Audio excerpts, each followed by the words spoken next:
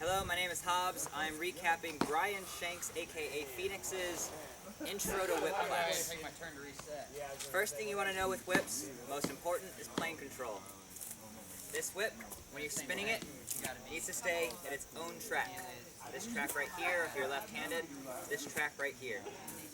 You do not want this to happen where you cross over your plane and you hit yourself, or if you're going the opposite direction, crossing over your plane and hitting yourself. Most important one. First thing, being able to roll out your whip. It's a simple wrist flick. This keeps the whip low and away from your face and away from your body. So when you can do this, you go behind at 6 o'clock, forward at 12 o'clock, over at 9 o'clock, to the right at 3 o'clock. This gives you wrist control and whip control before actually cracking. Next, put this behind you, you can lift it up, bring it around, and it should just barely graze your arm so that you keep this in the plane. If you stick your hand right here, you should be able to catch your whip without hooking. Once you can do that, you're bringing this back, going behind you, pausing for a second, and then you're rolling your whip out. The whip crack is a roll-out loop. So to see this better, you'll see it bring up, behind, roll. That loop there.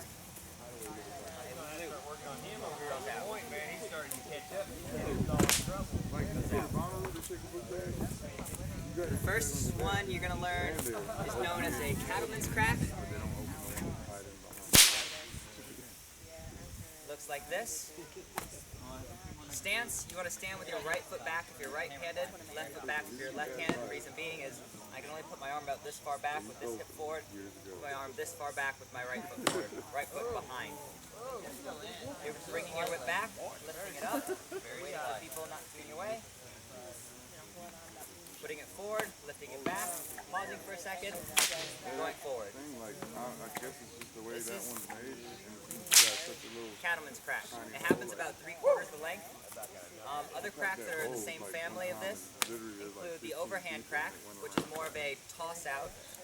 That will happen all the way at the end.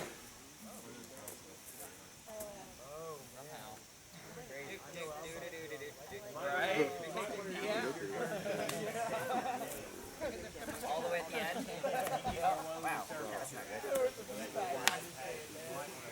One more time. There we go. Your coachman's happens at 3/4. Your circus crack happens at half the length of the whip. Wait a little longer. Your hesitation crack happens about 1/4 of the way down your whip. And your coachman's crack happens almost right here. So you actually have to wait long enough that it'll loop up again, cause a loop right next to your ear. Hopefully you can see this. Up, and then you're pulling out away from it. After that, I think the only other crack that you'll be learning in Whip Cracking 101 is the overhead. You might learn the reverse. Looks like that, same principles. Only tip on the overhead, if you already have the cattleman's crack, lean 90 degrees to the side. This is the exact same crack. You're just taking your shoulder, moving it up around your head, and keeping it safe away from you.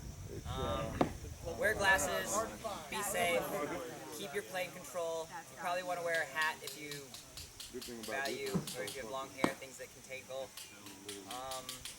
I think that's probably everything that'll be covered in that.